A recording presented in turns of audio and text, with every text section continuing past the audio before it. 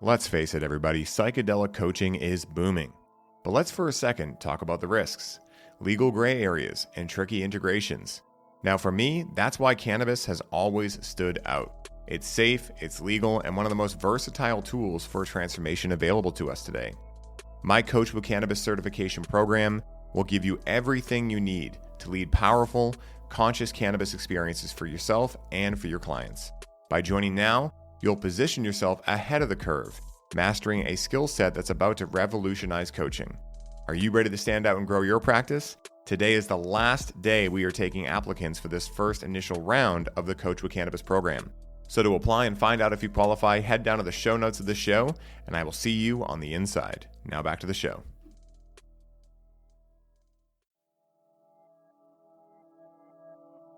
Greetings, my brothers and sisters.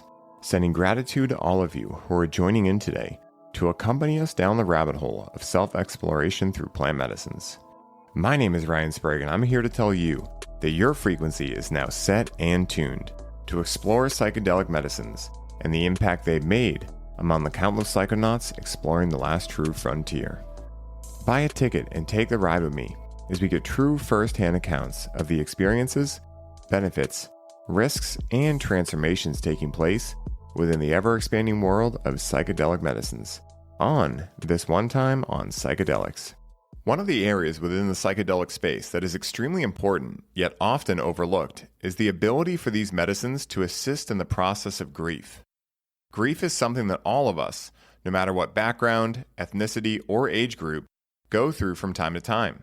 And this being said, grief is also one of the main challenges that many of us have never learned how to deal with. And as a result, the opportunity therein for psychedelics to support in this process is huge.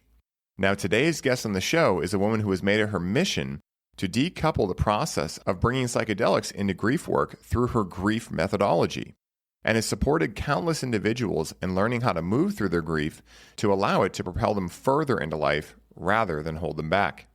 Now, in this episode, we dive into how this journey was started for her through her own grieving process, the experiences she's had along the way that showed her the power of combining psychedelics with grief work, and much, much more. So please help me in welcoming my friend Mia Cosco to the show. Mia, I am so excited to be here with you today. You know, as I said in the intro, we met through a mutual friend and Adam, who's also been on the show. And it's been so amazing getting to know you and just finding other community here in Boston. That's one thing that I'm selfishly very excited about, because we were talking on our intro call about how, Boston does have a really good scene for psychedelic medicines and they do a lot of good stuff, but it's not as out there as like, say, Austin is. It's not, everyone's not wearing it as like a badge, so you kind of got to go look for it. But before we dive into psychedelic salons and everything you're doing for the community in Boston, I want to start with some context. How did Mia get interested in psychedelic medicines? Was this something that she thought of or was interested in earlier in her life? Was she a dare kid and then got into it later? How did that journey unfold for you?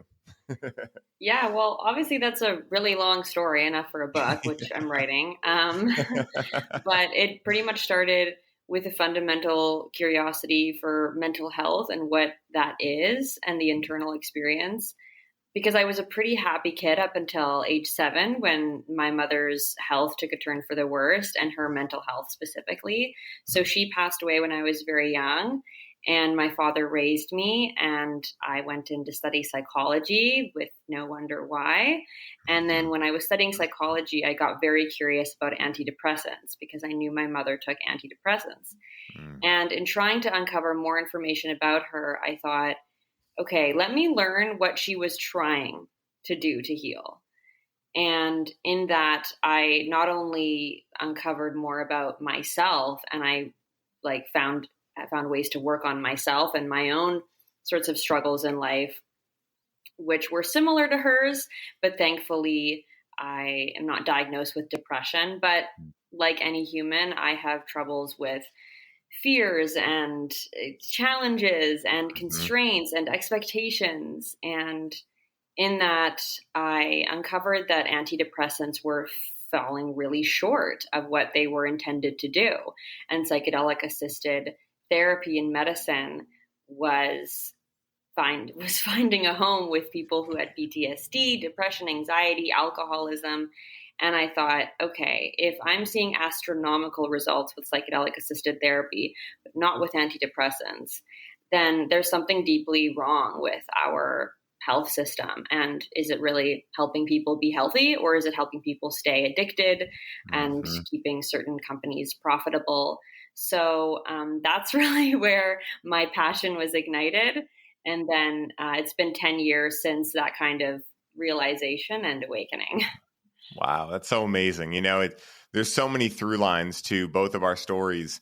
We both went to school for psychology. Yeah. I went there specifically because when I had gone through my, bout of anxiety, which again, we always, I've never met anyone that's like, nope, I've never once been even a little bit anxious, right? Like, who even knows how many of these very normal things in the human experience are now classified as illnesses, diseases, et cetera. And we know that some people face it much more than others, right? So they might have like a exponential experience of it. But I think these states like depression, anxiety, things like that are very normal in a way for a lot of people. They can, of course, be abnormal as well. But I think one of the challenges is, like, for me, when I first got diagnosed, I wasn't aware of like what stories that would create, belief systems, et cetera.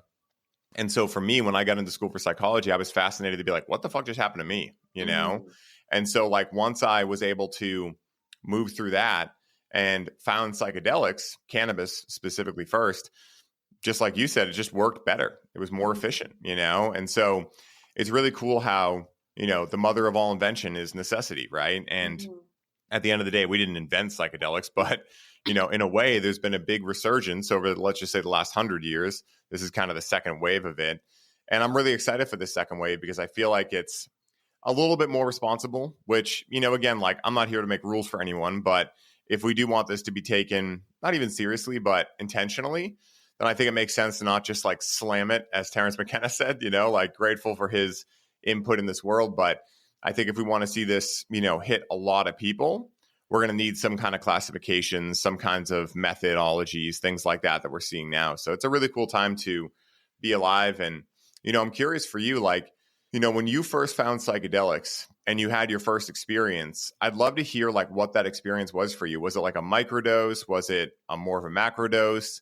What was kind of the journey of you discovering like, wow, okay, like I can see in the literature that these are working really well, but now I just had an experience that showed me that these have a lot of potential. What was that like for you? Yeah, good question. That was euphorically during my first ever experience, so with psilocybin. And I remember I had like been gifted psilocybin. I'm usually been gifted psychedelics in my life. Like, it's the West Coast, right? So I'm gifted psychedelics in the West Coast. And it was from actually a colleague of my father's who like knew that I was interested in psychedelics, and he was like, "Do not tell your father, but I'm gifting you." And I was like, I eventually did tell my father, and he was like, "I'm totally okay with that, Mia, because you're a responsible human taking these substances." And I thought, oh, okay, that's quite nice of him. But I was, when I sat down with the psilocybin, and it was like it was on a mountaintop in Vancouver, Mount Seymour specifically, very well known for like snowshoeing, skiing, snowboarding, all that. But I just wanted to be in nature, of course. Yeah. And I was with my sitter / my boyfriend at the time, and we measured it on a scale, and I had like music ready, like books I liked, my laptop with a slideshow of images that I liked, like a PowerPoint I'd created, my journal, of course, and a change of clothes just in case I like got too sweaty or something. And I'm weighing the mushrooms on like a scale, and I was like, oh, and he's like, what? And I was like, it's only like a little over a gram. He's like, that's great. This is your first time. And I thought, but like, I was looking for something really, I wanted the gift to be like 2 or 3 grams at least. And he's like, yeah, this is your first time. Like, don't get greedy now. You're not even starting yet. You've just begun. And so I thought, okay, you're right. Okay. because I had read too much on Arrowhead and Shroomery not to get all, excited about what the dosage could entail. So, but yeah, it was, looking back 10 years ago, it was an incredible journey. And I had a fond appreciation for like disco music at the time. I went to go eat at my favorite restaurant later in the day and like experienced it like never before, my favorite dish. So everything was like the same, but I was completely different and having a completely euphoric experience. And I immediately thought, as I'm putting on my parka, I put on my parka backwards. So I put my parka on the front of my body and just like put my face in my hood. Because I was like, what will this feel like? Because it was all fluffy in there. So I do that. Yeah. And then I think everyone needs to try this medicine, because even though I'm just having a light, silly time and I've like experienced cannabis and I know there's light, silly times, there are people out there who have never had a light, silly time.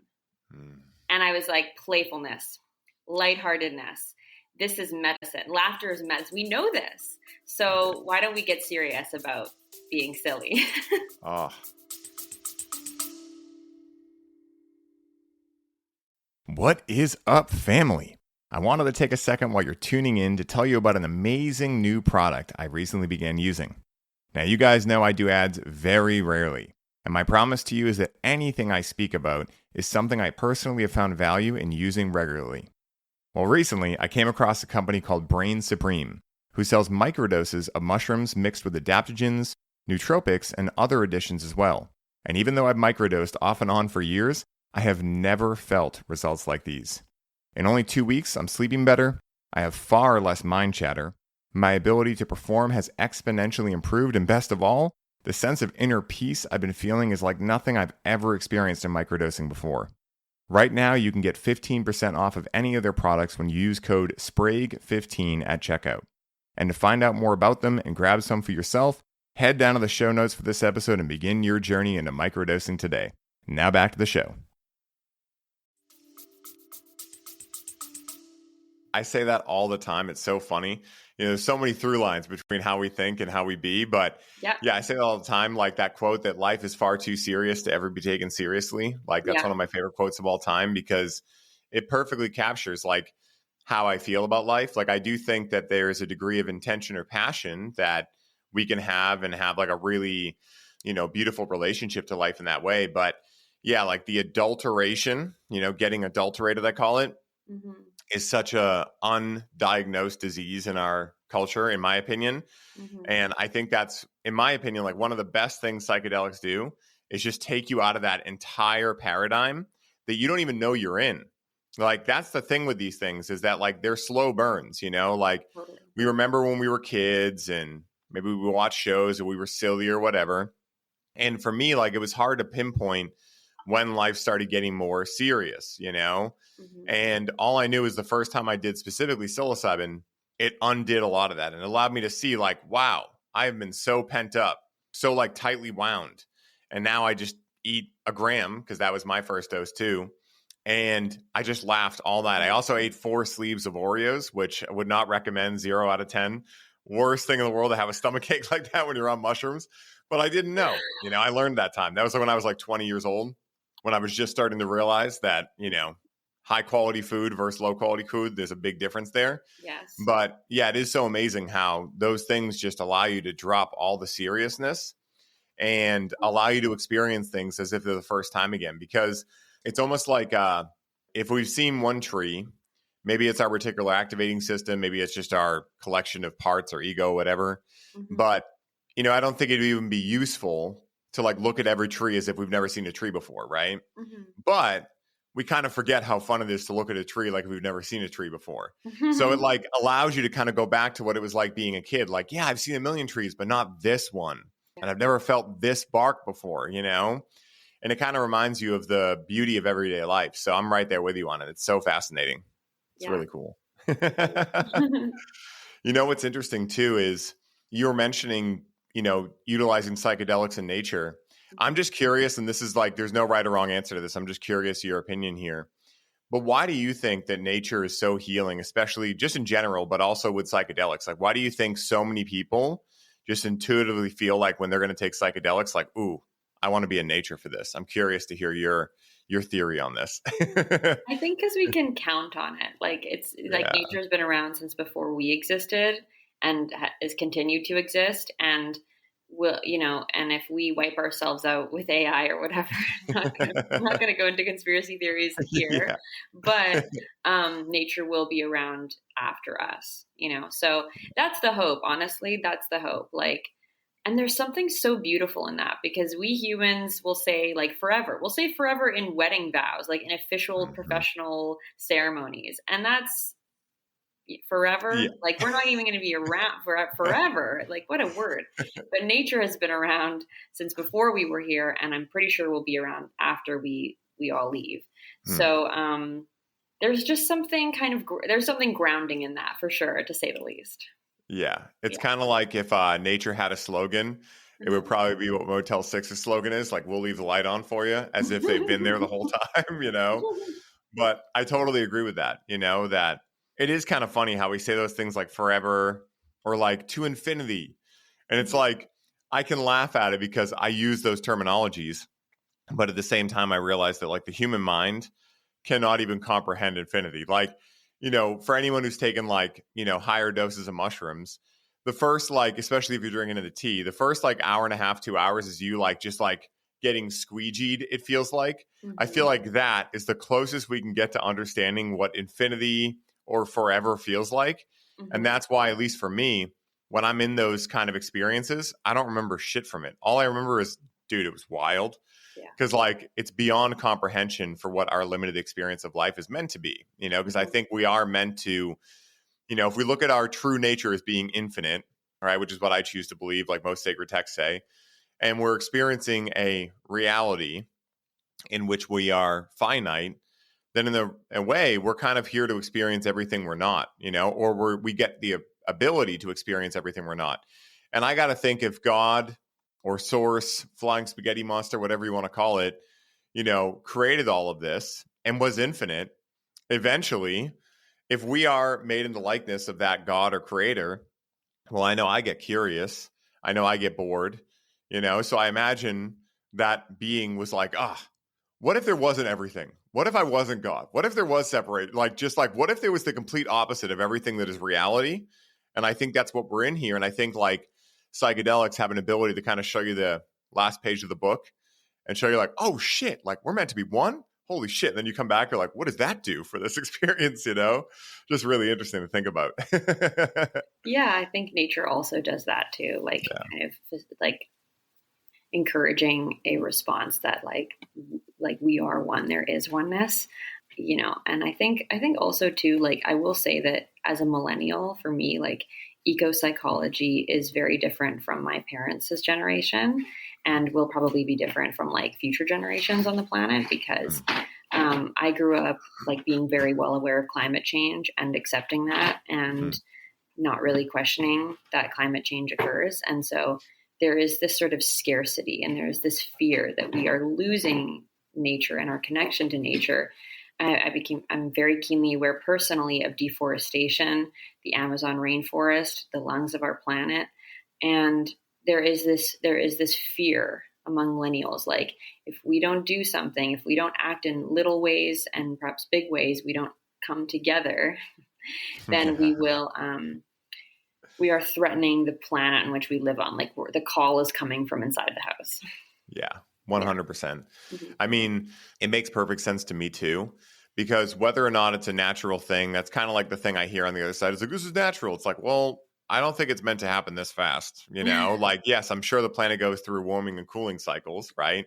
I mean, if we do, right, if I go through like anger to peace, then of course, right, we could capitulate that onto the planet and say, yeah, if we're made in the likeness of everything that is, then yeah, everything's going to go through ups and downs, hot and cold, whatever. But what do we know about our own life, right? Like if we're taking a lot of stimulants, for instance, we can create more heat than is natural, even though heat is natural, right? But an excess of heat is not natural. An excess of cold is not natural, or at least maybe the speed that it gets there is not natural. Because I guess we could have a fever, let's say, right? But I don't know if there's a natural way to get a fever. I'm trying to make sure this analogy makes sense, but there's definitely ways of like, hey, you're sick. Let me go hang out with you and get a fever, right? Like, I think that's kind of what has been happening on the planet. And who knows in what ways, right? Like, you know, some people say it's cows, right? Like, I think it's the mega corporations that are, you know, burning insane shit. I mean, think about it this way too. Like, there's just so many things that we're not even aware of that are happening. Cause like here we are in Boston, right? And even though we're very plugged into the world, the stories we get on the news, not that we watch them anyway, but the stories we get there are not the objective truth. There's someone's subjective view of what's happening. So it's like all these thirst traps happening. But at the same time, you know, the same way that how we do anything is how we do everything. I think for me, all we really need to do is get silent enough to be able to connect with Mother Earth and realize like, yeah, she's going through something rough right now, you know?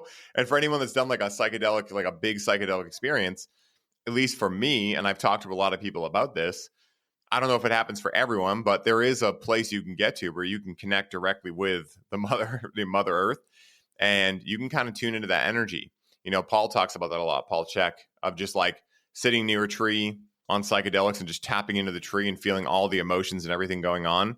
It's pretty trippy for sure, you know, but yeah, I totally agree because, you know, we heard a lot about it, you know, in school, especially I think, who was it, Al Gore making a big case for that way back in the day when I was in like elementary school. I remember that was like the big thing, I think, between him and Bush was global warming.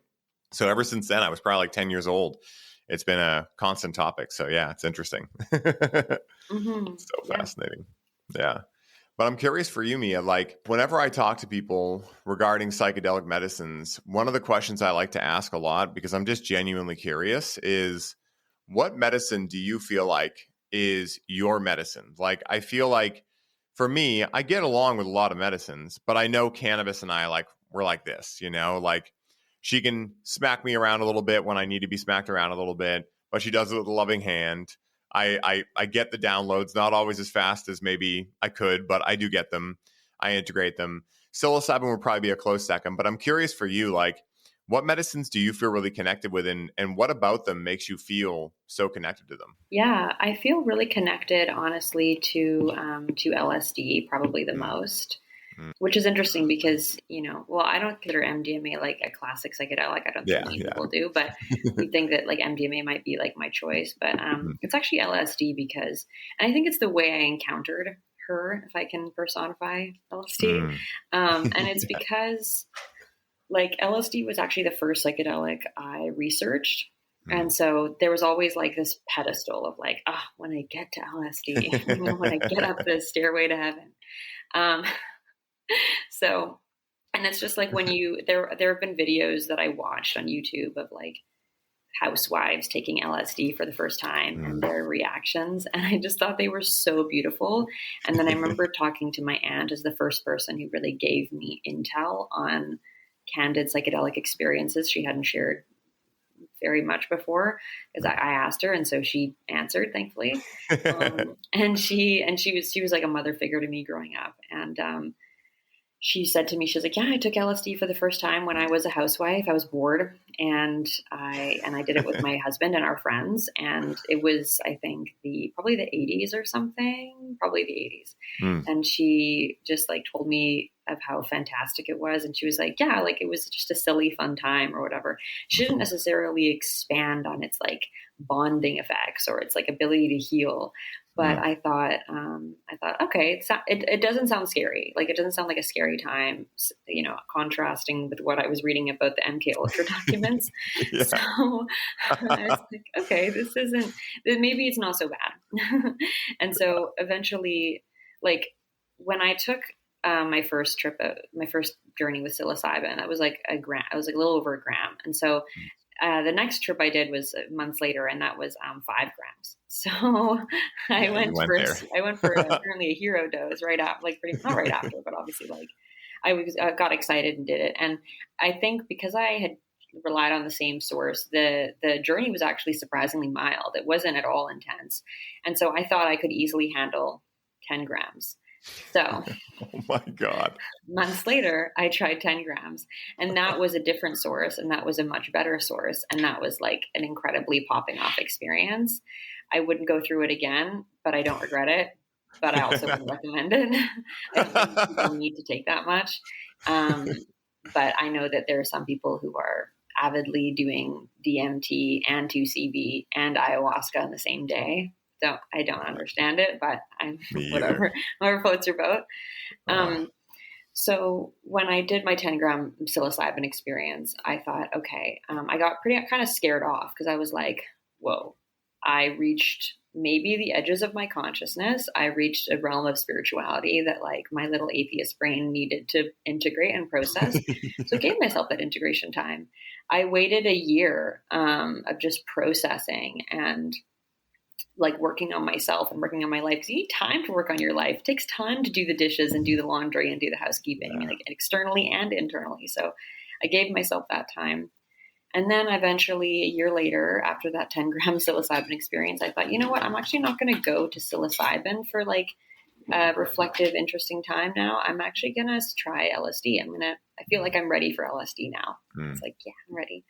So when I tried it for the first time, it was like incredible. Like everything that I appreciated in the psilocybin experience, even more so I felt like in the LSD experience. Like I was like, music, incredible. Like I could hear all the infinite layers of music. And I just thought that is just incredible. I would stretch and do yoga. And I was like, whoa, I am more flexible. I am like more, I felt like I literally felt my mind expanding. I literally felt like I heard the doors in my mind closing and opening. And that's like on next level. And then, and I felt like there was nothing to be afraid of in my mind. I'm like, wow, there's nothing to be afraid of in here. Like, I understand that there can be things I can be cautious about. There can be things I can worry about. Or maybe not worry about, but be like mindful of for sure. But I'm not going to, I just realized that my mind was not a fearful place, so, which was a really great realization, and one that like it still takes me time to like integrate and process and realize. So yeah, I really feel a kinship with LSD. I think it's just a groovy, fun, like medicine that makes you feel like your mind is a very fun, pleasant place to be, a party, if you will. Like your mind is like this beautiful, colorful, vibrant festival, as opposed to like potentially a scary place, or, a place that's going to tell you to do things you really shouldn't do. Yeah, no, I agree with that. Like, I absolutely adore LSD as well. And it's funny because I find people are either like an LSD person or not. There's not really like a middle. There's no one that's like, maybe, like every once in a while I like it. Like, it's usually a pretty polarizing medicine. I love it because it is, in my opinion, the ultimate goofball medicine. Like there'll be moments where I'm actually like, is it possible to die from laughter? Because if so, I'm definitely getting close. Like it's funny talking about like the going from 1 gram to 5 grams to 10 grams. I kind of did that with LSD in a way where I had tried it a couple times. I'd been doing a lot of mushrooms, right around when my dad was sick and things like that. So I was doing a shit ton of mushrooms, and I had a friend that was really big into L, and he loved it. He always told me about it. And so that year I went to Electric Forest, and I tried finding some there, tried like 3 different batches from different people, and nothing worked. So my silly brain came up with a belief that I must just be impervious to LSD, right? I'm immune to it. It doesn't work for me, right? So I get home, and my buddy was like, hey, I got some stuff. You should check it out, but be very careful. And I was like, it's no big deal. And he's like, well, they're gel tabs. They're a lot stronger. And I was like, they're like this big, dude. Like, I take a bunch of mushrooms, like whatever, dude. What's the worst that could happen, right? So I convinced my friends to eat these pyramids and go to Excision at the House of Blues, which Excision is like, super heavy dubstep, like a lot of bass. At the time, that's what I was into. And it was just very like, I mean, LSD is like high alert on all your, I don't know, like every sense is like on high alert in a good way, unless you go to 180,000 watts of bass, like a goofball. So we go there, and I remember I took it, and my buddy, who was like my best friend, he took it 20 minutes before me, and he was in the venue already like, well, dude, I'm definitely feeling something this time. Like, I don't know what yet, but like it's starting. And I was like, oh, I'm excited. So we get in there. I'm like so Mr. Confident, like, oh, this is going to be sick. And then we put our coats in the coat check or whatever. and we walk out to the main floor, and I see him, and he's like, dude, I'm definitely starting to buzz. And that's the last thing I remember. Then all of a sudden, my girlfriend at the time tugs me. She's like, hey, 'cause she didn't take it. She's like, hey, do you want me to grab our coats? The show's almost over. And like my whole world came crashing down around me. And as I'm doing that, I'm looking around and all my friends are like at the exact same, like, holy shit, where are we? And like, then I realized I don't even know if I have legs. Have I pissed myself? I don't even know. Like, it was so wild. And I remember getting out of House of Blues. Everyone was trying to go out at the same time. And there was like this thought that came in of like, are people going to get trampled right now? And it wasn't like a paranoid, like, oh my God, it's going to happen. It was just like, that could happen right now. That'd be fucked up, you know? And then I remember we drove home. My girlfriend was completely sober and it was snowing out. It was like probably right around this time of year. And I remember being so shook, being like, are you sure you know how to drive? She's like, I'm literally sober, dude. I did nothing. Like, I'm fine. And I was just so mystified. And after that, I gained a lot of respect for Elle. And then I started a very fun relationship with it. And, you know, it's been very powerful, especially messing around with liquid. I ate a mega dose back in 2017 and just, I mean, essentially puddled myself with my cousin at like 11 p.m. at night and just dissolved, laying on my back, looking at the stars, just became the stars for, I don't know, 10 hours, telepathically communicating with him. So I've had some of the most profound experiences in my life on LSD. And also, I feel like, have you ever done breath work on LSD before? I think I have, and it's pretty crazy. Yeah. Out of all the different medicines I've done breath work on, I discovered this with LSD one time at a retreat. We did a cannabis ceremony while we were on acid. I had taken 3 hits by accident. Everyone else took 1. So my buddy and I were running the ceremony. The walls were like melting. And we somehow pulled it off. Everyone had a great time. And at the end, we kind of like just did a round of breath work to close out the circle. And all of us left our body and we were like, what the fuck was that? Mm-hmm. I feel like when you do breath work on LSD, there's like this feeling you get of like, I don't know, it's like a crystalline world you go to where I feel like, you know, a lot of people talk about DMT and how you need a very little amount to like touch God. I feel like LSD is just like that. You know, I don't know how to describe it, but do you feel what I'm saying? Like, do you understand what I'm talking about? Like that idea that like this, it's so crystalline. It's almost like it brings you to the crystalline universe of God. It's very interesting. Yes, very interesting. For sure. It feels very much like, I don't know, like that solemn feeling you get when you enter like a very beautiful church, but also like, and a personal feeling of like, you feel like you just had like a cup of magical coffee, like, cause coffee like speeds up your heart rate, right? It makes you sweat.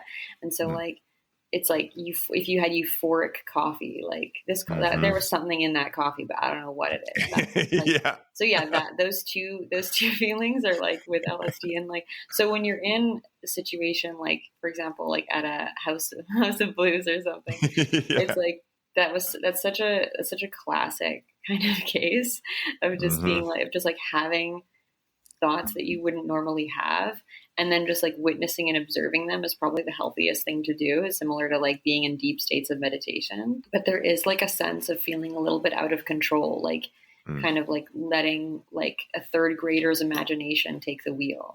So like, you know, like so imagine true. If like a little kid was like putting you in a cartoon of their making. That's sort of like how it feels. Or like a kid is like dressing you for the day and you're like, I guess I'm going with this. Like, I guess this is the way it is. So, but I also feel like I want to acknowledge, what I didn't mention was ayahuasca, because I think you and I both have, experienced this medicina. So with ayahuasca, like, that crystalline feeling with LSD, like this is why if anyone I know has like an inclination, a proclivity for experiencing deeper spirituality in the psychedelic experience, and they feel like maybe like LSD or psilocybin, like they're content with it and they want to go further, I totally recommend ayahuasca, because I believe, because ayahuasca is taken in a ceremonial, spiritual context typically, and you know, I think as it should, because it is like it is a spirit, it is like a pillar for many cultures and societies in the world that, frankly, like have no need for our Western, you know, anything comforts or luxuries. Yeah, exactly. And it really makes you think, like, I'm still integrating how there are certain cultures in the world that have ayahuasca as the pillar of their community, as in like it's a collective experience, it's a group bonding agent, it's a group like centerpiece for the culture. And yet these are cultures that like they just are getting smartphones. They're just experiencing what alcohol is. They have no need for skyscrapers. And I'm just like, but they also don't suffer from many of the disorders and diseases that, you know, we may suffer from in our society. And like, they have a completely different view on homelessness. They have a completely different view on intimacy and family and what connection is and what children are like, what they're capable of. And I just think it just blows me out of the water to like, because I was raised in like a city. I'm a city person, and to like be acquainted with, say, like the Yuwanawa or the Shipibo people, I'm like, this is amazing and this is awesome. And we need us to learn from each other. Like we need us all to learn from each other because the divide is getting greater and it's getting unhealthier. So we need to learn from them. And if they can learn anything from us, sure, like great. But you know, ayahuasca is really that feeling of like, it's that crystalline feeling where like, I personally feel like when I've drank ayahuasca, I literally do feel like the veil coming off, like in the Plato's cave. It's just like, you turn around and you see the true forms and you're like, this is it. This is actually it. And you're seeing things for what, and you're seeing it basically in a way where you can like feel energy. Like you can straight up, like you can see somebody and you can like almost see like the waveforms of the energy they're vibrating in. And there's no judgment there. It's not like good or bad. It's just like, what are you attracted to? So like in an ayahuasca ceremony, I don't know if you do this too, but I find myself literally tuning in and channeling into people in the room, the energy that I want. And sometimes I want a dancing energy. So I kind of connect with like the most skilled dancer in the room, or I want a singing energy. I want to get in with the singing. And so I tune into like the most skilled singer in the room that I see. And like, it's definitely a trip, but it's like, it's a very spiritual medicine, great reverences there. And it's not for everyone at every time. Yeah, no, 100%. You know, it's funny. The only medicine I've yet to do is Aya. I've done, well, except for Wachuma too. I did do peyote, so I kind of experienced what Wachuma is like, or at least according to people that have done both. But actually, that's wrong. I did sip on Wachuma at a music festival, but like literally a micro dose. But ayahuasca is the only medicine that I haven't connected with, other than Ibogaine and I guess Iboga as well. I have to throw those in. But I've been fast friends with Hamilton Souther, and I know my first time is going to be with him, just because when I met him, you know, there was a lot of things I had been hearing that because I didn't have an experience with them, I didn't speak on them. Like the whole idea of people saying cannabis and ayahuasca are jealous spirits. I didn't believe that. But like I didn't have any experience with ayahuasca, so I was like, well, I'm not going to go out there and say as if I do. So when I met Hamilton, you know, it was just so funny because here's this guy who's a gringo who moved down to the jungle like 20 something years ago and earned his fucking stripes down there. Like everyone down there respects him now because he almost got murdered like 7 times down there. I mean, he like, you know, went through some crazy shit to prove that he could be like a white guy in the jungle doing what they do basically, you know? And he just, you know, he's such a incredible human being just overall, so deep, but he's also fucking hilarious. And that to me, like there's a reason the jester is the last archetype in the tarot deck, right? Like I want the shaman, and probably many of them are like this, right? But Hamilton's one of the first ones I met. You know, like I want the shaman that can hold some gangster space and take care of me, but I also want them to be able to crack jokes at me, you know, like because I love comedy. That's one of the reasons I love LSD as well, because it's just one big hilarious experience. And there can be obviously other things too. I've experienced that, but a lot of times just insane laughter, you know? And so I remember one of the first questions I asked him was, what's this silly stuff I hear about cannabis and ayahuasca? And he's like, listen, dude, he's like, most of these cultures, they don't have cannabis in their lineage. So they're just like, don't add it because we don't know what's going to happen. And then Westerners take that and they go, oh, they must not get along. They must be jealous. He's like, you know, for most people, I'd say, yeah, maybe take a month off before you come down, whatever. He's like, for you, I tell you to come hit this joint while we're on ayahuasca. And I was like, see, that's the approach I like of like, you know, not necessarily having to combine medicines, but not creating these weird stories of like, oh, they don't get along. It's like, that's the same thing as when people say, my God doesn't want you to believe in your God, so I'm willing to kill you because my God wants that. It's like, no, your ego wants that. That's not God. Okay. Like, you know what I mean? So it's just very interesting to see those kind of like dichotomies, you know, but that's a lot of the reason why I've loved Hamilton so much is because I think that I just resonate with so much of what he says. And I think he's drank ayahuasca now over 10,000 times, which is, I can't even comprehend what that is. I think most shamans do a similar thing to that, which is mind-bogglingly amazing, but it is very interesting. You know, I'm very excited for my first time for sure. Yeah, yeah. I mean, something I will say is that like I haven't drank ayahuasca 10,000 times. I've drank Yeah, ayahuasca 20 times. But when people that's still a ask me lot. like how many times I've drank it, I'm like, that's like asking me how many times I've like smoked a joint or like Yeah. done mushrooms. It's like, why does that matter? Like, why does the quantification matter? Not to say that it's not like a bad question. It's just like, it's a question of a mind that's like curious and interested and like innocently wanting to know more and wanting to go deeper. And that's an amazing urge. But it's also like, it's not like the question to ask. If you only had one question, for example, Yeah. like it's such an ineffable experience, and you can honestly witness and experience so many lifetimes in like one moment of an experience that sometimes it's not like how many times you've had the experience. It's like it's what you're doing in your life or who you're being in your life with the, say, influence or inspiration like of that medicinal experience. Yeah, just because like, you know, I think any spiritual guide honestly would agree with this, is like even for example in the Santo Daime, Padrino Paolo Roberto, who's like been leading these like, churches all over the world since probably the 80s, I think. Like, I think he would agree and say that like it is not about how many times I do. It's like he's like it's just like it's like his work. Like he goes to work. Like he doesn't clock in how many days or how many emails he sends during work.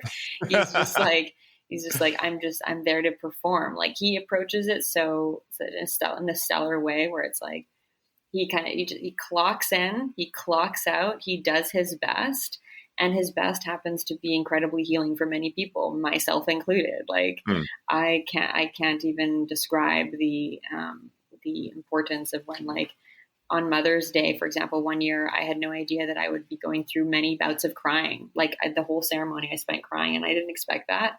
We don't expect these things. And he came over to me and he kind of like took me aside and he said, Mia, like, I see you've been crying for hours, and I just want you to know that like that place of beautiful pain, sorrow, like upset, that hurt. He's like, it's important to go there. And it's also important to remember that you don't need to stay there. Like if you're attached to it or if you're clinging to it, he's like, really like reevaluate that. Cause those states of pain and hurt, we are meant to experience those, but we are not meant to stay there.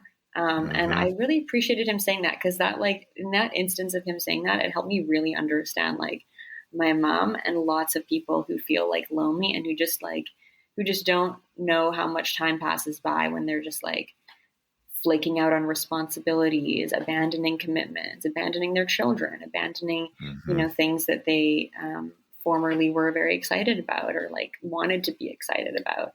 And anyways, that's a very deep conversation, but no, I just get very love excited this. about talking about ayahuasca. No, I love this, you know, because that's exactly what Hamilton says too. And, you know, one of the reasons why he comes out and will say those kind of things about, you know, how many times and things like that is because there are a lot of these mainstream organizations, let's call it either the news, you know, media, pharmaceutical companies, et cetera, that'll say, wait, how do we know it's safe to do this? And he'll say, well, as someone that's done it over 10,000 times, I can pretty much assure you that if something was going to be inherently challenging with this objectively, I would have discovered it by now. But probably similar to that gentleman you were mentioning, not every time he drinks ayahuasca is like a full-on shamanic dose. I think in ceremony, he went through an exercise. He did explain this in one of the podcasts we did.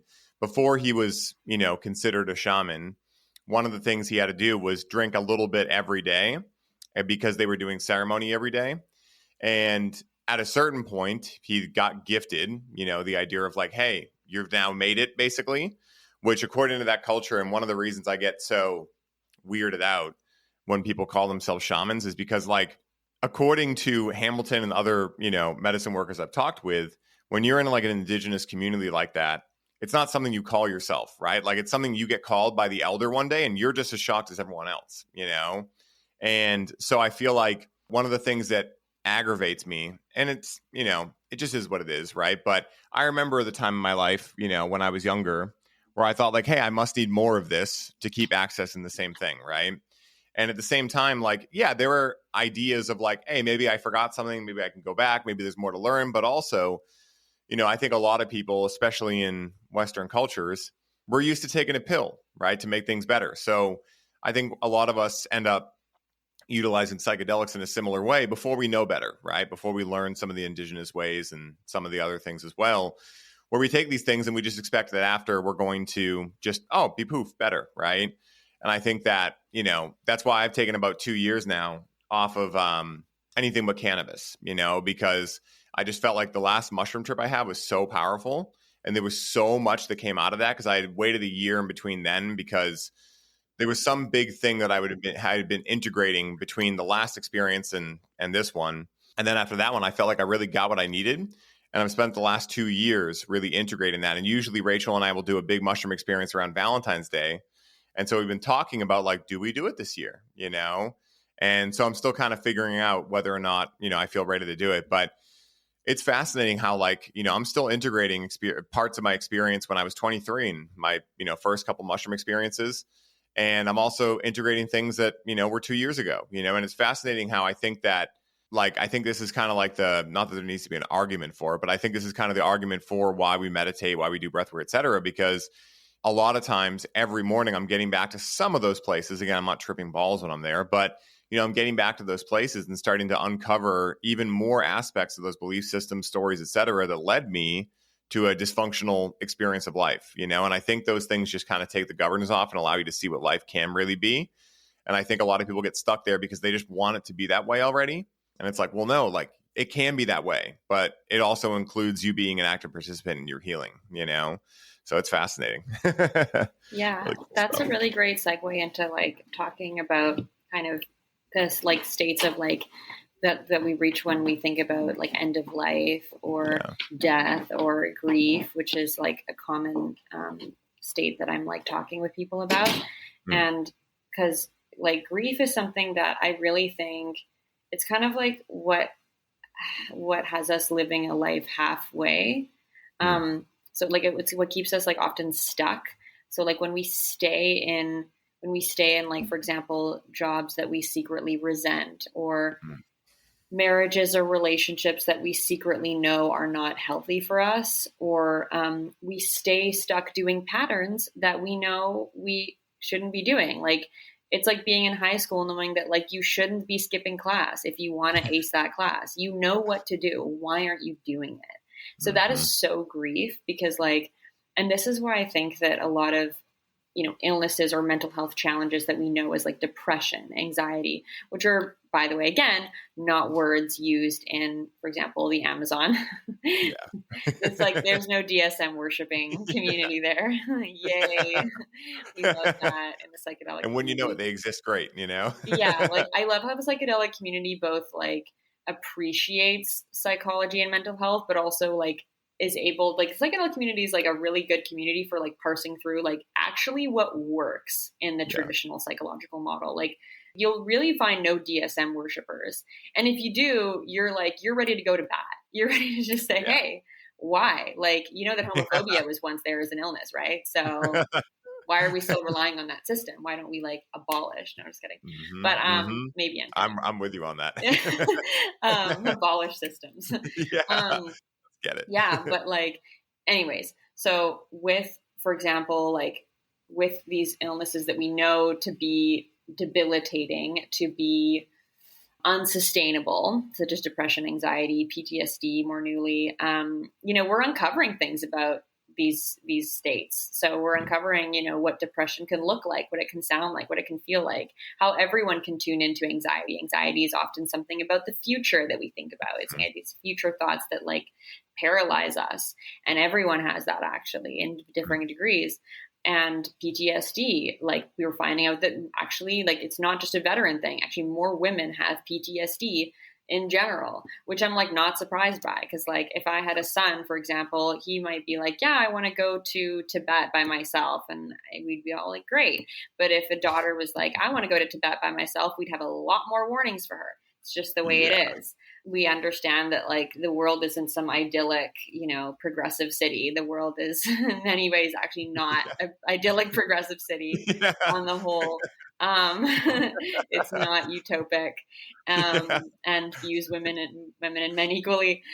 Yeah. So what I'm finding is that like unprocessed grief is really the through line between, I think, a lot of these mental health challenges. There's this beautiful moment in the Gilmore Girls, actually, I was recently seeing. And it was this moment where the like sweet angel child daughter, Rory, she like goes and like visits this friend of hers who she may or may not have a crush on. And he's kind of a bad boy. He gets into a lot of fights at school. He's trouble. He steals things. He's from New York. So she goes to visit him in New York, much to no one's knowledge and to everyone's surprise when they find out. And she just goes to visit him. And when she leaves after like an hour or so of spending time with him, actually, no, it's probably more like a few hours. But anyways, she's on the bus leaving, and he says to her while she's leaving, he says, "Why did you come here?" He's like, "You skipped school. You never skip school. Why would you skip school and come here to visit me?" And she said, "Well, you never said goodbye." And kind of as an audience member, you might be expecting her to say like, "Because I love you, because I want to be with you, because you're my friend, because I have no friends." But she just says, "Because you didn't say goodbye." I thought that was so beautiful and so simply put. How many times do we say goodbye to people, but it's not really a full goodbye? How many times do people die and we don't get the chance to say goodbye? Actually, probably more often than not. Like it's a luxury to die with your loved ones, anticipating it and making those sorts of arrangements. But there are lots of people, lots of young, healthy, attractive people that you don't think will die, and they die in a car accident, like just spontaneously, they're a stroke, whatever, like a really bad virus. And so it's something that, I feel very strongly about, because I feel like everyone has unprocessed grief. We all transition out of life into something else potentially, but we all are going to experience death. So it's something that I feel like it's probably the most important conversation I think to have. And unfortunately, a lot of like huge arguments in the world that like are that are a lot of unfortunate conversations that are being had about it are being had with the front of religion. So religion has helped to like explain grief and explain what death is. And unfortunately, there's so much conflict over that just baffles me, because I'm like, why can't we just respect each other's belief systems? But anyways. I totally agree with that. It boggles my mind, Mia. I don't get it. I'm like, wait, so you say you believe in God, but you're willing to kill someone else because they believe in somehow a different God. And you can't see that you guys are really talking about the same being at the end of the day, right? Like, that's not my God. I would never support a God that would want me to kill people. And that's not what I mean, like, I'm okay with being wrong, but I will put all my eggs in that basket. But that's not what God wants. Like, I am so vehemently against that idea that we need to kill each other over what God we believe in. I could not be more against anything. So I totally agree with you on that. And I also think that, I mean, we could have a 5-hour conversation about how our society is ass backwards, right? Like I like to jokingly say, because comedy helps you process grief to a certain degree. But if white bread's on the food pyramid and how we do anything is how we do everything, then just think about how ass backwards we are. But, our core values in society, right? Like, they're not explicitly stated, but we can kind of see what they are just from the actions that this country takes in Western worlds and things like that. But it's productivity, right? So when people die, it's like, well, cool, but get back to work, right? Like, do whatever you got to do. Take medication, do whatever, just get back to what you're supposed to be doing is kind of like the going trend, or like the kind of like unspoken core value of this country. And I think that, and probably many other countries too, but as an American, I'll just speak to this country because I know it like the back of my hand. So, it's very interesting, because I feel very grateful that when my dad got sick, I knew he was going to die. I also had just found psychedelics, and it just was like the perfect storm of like, I didn't really know what psychedelics were at that point, but I just kept taking more and more of them. And then eventually I had a very spiritual experience. And after I came out of that, I had another about 6 months with my dad. And it wasn't easy. Like, I mean, he had brain cancer, so there was a lot of weird shit that he was doing. But because of that experience I had, I realized it's not personal. It's not really him. And who he really is going to be here forever.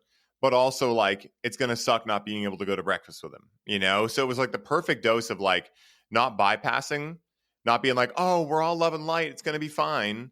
But also not the other side of like, oh my God, I'm going to lose him forever. It was like the perfect dose of like, he's going to be here forever, but it's going to be a transition for sure, not having him in the physical.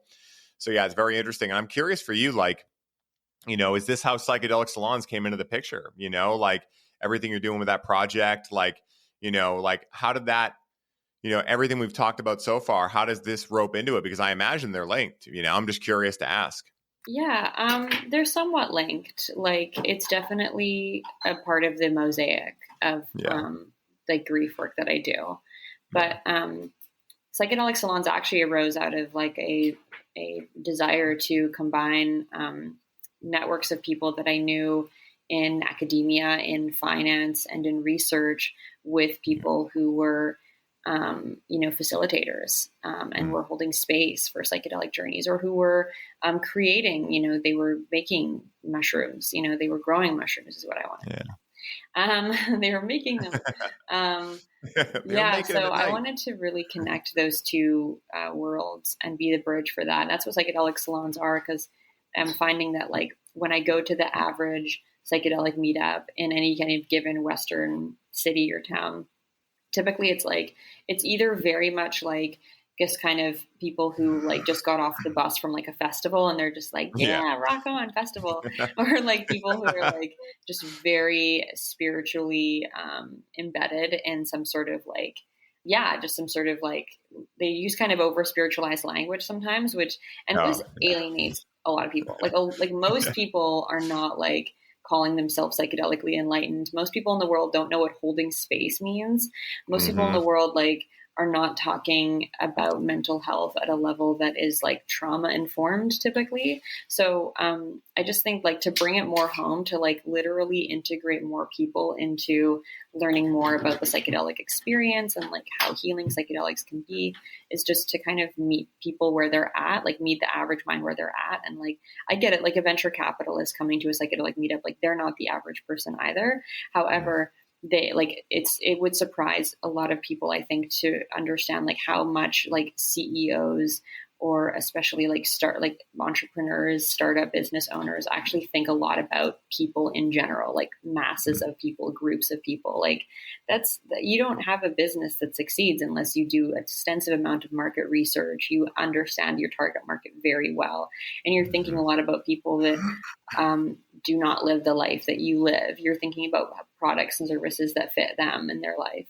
So, I just think, I wanted to connect those worlds to kind of say, okay, well, let's have a psychedelic meetup where it's like, it's not like a boring, over scientific academic conference, but it's also not necessarily a festival, because there are lots of people who like don't go to festivals, even if they would, and also like wouldn't typically go to a scientific conference, but they still have a psychedelic experience they want to integrate. They still want to learn more about psychedelics. And most importantly, like they want to encourage and support psychedelic work happening, or they want to like fund some sort of mental health therapy program, or they want to fund research, which is like, great. That's amazing, because, it would, as you can probably guess, psychedelic research and therapy is like not funded. If therapy and talk therapy isn't even being funded that much for people, like if there's no huge government subsidy for that, there's definitely none for psychedelic therapy.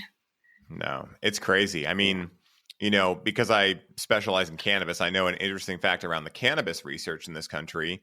And if it's like this with cannabis, we can imagine that it may, let's just use soft talk, may be similar when it comes to, additional psilocybin research, MDMA, ketamine, all the kind of big ones that are getting into the mainstream. But in this country, I'll have people send me often like, what do you think about this study? I just saw one on Fox News the other day. Cannabis use regular cannabis use impacts brain health, right? Mm-hmm. And to the untrained eye, you might be like, oh my God, that's crazy. It's scary, right? Mm-hmm. Well, there's a great individual here in Boston, actually, Peter Grinspoon, whose dad was Lester Grinspoon. And he wrote Marijuana Reconsidered in 1971. He's a Harvard MD, or was a Harvard MD. And he was best friends with Carl Sagan. And so really cool book, Marijuana Rediscovered. I actually got to meet him once at the cannabis school I went to before he passed away. But anyway, his son is now kind of taking the lead and everything. He's also a Harvard MD. And so he wrote a great book called Seeing Through the Smoke. And in this book, he opens up the idea that he's like, do you guys see all this research coming out around cannabis being bad or whatever? He said, do you know that in this country, you can't get funding to study cannabis unless you're already looking for a detrimental effect? So that right there brings in a gigantic bias, right? Then on top of that, if you, I'm going to study cannabis and only look for a detrimental effect. The only cannabis you can use to find that detrimental effect is from the University of Mississippi, which is the worst cannabis ever grown. Like usually when the researchers get it, it's on average 3 to 4 years old. It's been freezered, freeze dried essentially. Mm-hmm. And it's got stems, seeds, mold and mildew in it. And that's the cannabis they're meant to use to find and study what has to already be detrimental for them to even get funding. And so like, that's why I'm so bullish on this idea of like, we need more people that are separate from governing bodies being like, hey, let's do some independent research here and see what's really happening. Because if the truth was that cannabis, let's just use as an example because it's in the research all the time. If the truth was that cannabis did impact brain health, I think we would have realized that already, to a degree that it was that dangerous anyway, again. And also we don't know like what aspect of cannabis would do that, right? Like, is it the glyphosate that's being grown with, chemical salts, right? So it is very challenging, even in the realm of cannabis, let alone all the other things, because we don't even know if the research being done is without bias. I mean, we know it isn't with cannabis, but I don't know what's going to happen with psilocybin and things like that. So it's very interesting for sure.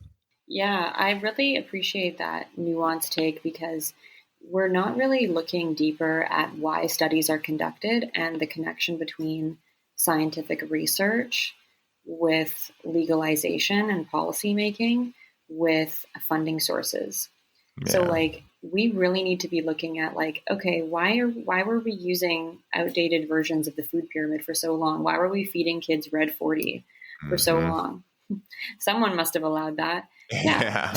whoever has the money, and who would want to influence the food pyramid, the Bible for what kids eat in schools? Oh, probably Kellogg's, probably Nestle, like probably huge corporations who would want to make more money. Of course, of course they would. And so they would say anything and they would put out any research. And so I remember actually having this argument back in, I think 2017, when I was at a conference. It was at probably a health conference or something. And I was working in venture capital that time. And I'm not just any venture capitalist. I'm a cool venture capitalist. Yeah. And so I was having this conversation with somebody. And like, if you say to people that you work in venture capital, people definitely want to talk to you, and they want to talk to you about like money. And oftentimes they want to like know how money works and like how funding happens. So I was like talking to this person about scientific research, and they were like, "Oh, I just love research. I love it." And I'm like, "I love research too. Research is great." And they were like, "Yeah," they were like, it's so cool how all these psychedelic studies are coming out. Like, and when I think they were saying something about how when research happens, it's important because it's like the scientific method applied to say like something like a psychedelic, which, people are like tripping on, but no one's thinking about the science behind. And I thought, yeah, no, for sure. But it's like, science isn't everything. Like science isn't like, the end all be all of something. Like, for example, like what happened to Galileo, right? Like dude was not living his best life. Dude was highly skeptical. Like there were critics and skeptics of him. He died that way. And so we were just talking, and they said, well, I mean, yeah, but like if science says it's this way, then like, then they apply the scientific method. Like there's different boards and councils. I'm like, yeah, it's sure. There are a lot of people involved, like make sure that happens. And they're all highly educated, I'm sure. But why did that research happen? Like, have you talked to a researcher or an average scientist about money? Have you ever talked to somebody who works in science about if you talk to anybody who works, especially in nonprofit spaces or researchers, there's one word to describe the attitudes about money, and that is squirrely. As in, like, they're not, like, they may know everything about, like, the human eye, the retina. They may know, like, everything there is to know about the retina, and they just keep on top of that. They read every journal about it. However, do they know how, like, do they know how, like, for example, the wealthiest guy in the world made their money? Do they know anything about, like, how research is funded? How many studies have they pitched to boards to get funding? Like, have they talked to any venture capitalists in their life, or angel investors, or entrepreneurs raising money, raising for seed rounds? So it's like, there is a huge disconnect between, and I get it. It's like, it's not in their zone of genius. If you're a scientist and you study the retina, you're not going to think all the time about, like, how money moves in this country. You're just going to be doing your research. You have your tenure, you have your job, you're good. But it's very important to think about how money moves too, because I think we saw this during COVID. It's like there was a lot of job insecurity, a lot of scarcity about money. And it's amazing to me how many banks during the recession that, like, I was growing up in, how many banks still exist today. And I think we mentioned this, like, I was like, how are these banks still existing today? Like, didn't they cause a complete downturn in, like, economy? And economy is just like you and I and how we do things. So anyways, it's like a larger conversation, but, like, there is a disconnect between, like, what people truly understand about, like, how research gets funded, and then how that research eventually goes into legalization. Because, like, as you said, with the example of the terrible weed in the study, it's like, if you're doing a research study and you want to get, like, bad results for that research study, and you want to turn people off from a product, all you have to do is have the money or raise the money to fund a study to purposely skew the results with people that will do what you want them to do. Like, you will purposely hire people that will give you the results you want. And they, of course, will take the money because they're scientists and they want to make money. Who doesn't have a PhD and want to pay off their student loans? And then I know this is, like, shattering people's views. Maybe this is amazing. And then all you have to do is then, like, convince a few lawmakers to be like, look at this study, look how terrible this thing is. And then the lawmakers are like, yeah, you're right. I don't want these in my schools and whatever. It's like, okay. Meanwhile, there's CVS, Rite Aid on every corner. This kid's coming to school in Adderall. It's like, make it make sense. It doesn't make any sense. That's why, for me, I just consider all of that a thirst trap that I don't not pay any attention to, but I don't put my eggs in that basket. Like, for me, I've just realized that I think if I could describe it in a very small amount of information, what it feels like to me is that we're in a world where most people are, let's just use an apple for an example. Most people are using, like they're trying to figure out what an apple is by reading the books on an apple. They're studying the apple. They're understanding pectin. They're understanding all these things. But at the same time, they've never actually taken a bite of an apple. So they think they know an apple from what they've studied, but they've also never asked themselves who wrote the book on an apple, right? So they're not going to know if it's truly accurate until they actually go eat an apple and see for themselves based on their own experience. And I think that's where the world kind of is like, just trust the science, which, like, when I saw that, I was like, oh, that was the last thing I ever needed to see to realize this is all bullshit. Because a real scientist, someone who's passionate around science, they never want to trust anything. What's fun to them is being like, this is what it shows so far, but we're going to keep testing it until it breaks, right? If it never breaks, cool, but we're never going to say, just trust it because it hasn't broke yet, right? We're going to say, hey, this is where we're at with it, So it's a very interesting realm, and a definitely interesting time in society. But Mia, this has been amazing. I can't wait to get you back on. We could literally riff for hours and hours and hours, but I want to make sure people know where they can find you, where they can connect with you, where they can find out more about the beautiful grief work you do, psychedelic salons, and everything else you got going on. Where can I send everyone? Yeah, honestly, I'm pretty active on Instagram. I definitely wish there was a less controversial platform, not Meta, that I was all set up on. But that's where I am. That's where, like, my people are, and and so that's, you can DM me on there. You can look at my story updates, look at my posts. I post regularly every week, so Beautiful. I'll put that in the show notes. And I have one last question for you, Mia, that I ask everyone that comes on the show. And that question is, let's say someone listens to this show and they're really excited to check out psychedelic medicines in their own life. What is the one piece of advice you would offer them to allow them to use the proper discernment in understanding whether or not these types of medicines are right for them in their life right now? Okay. I actually feel like I know my answer for this, like my one answer. Sick. Hold on, give me a sec. I'm trying to recall it. Take your time. Take your time. I would actually assess to see your state of open-mindedness. So, for example, if you are somebody who has a high openness to experience, and you know exactly what I mean when I say this, as in like somebody says, "Hey, let's go to Mexico tomorrow. Hey, let's do this gig. Hey," and you like having a lot of little gigs. You don't like being tied down to things. You like having openness, spaciousness. You like saying the sky is the limit.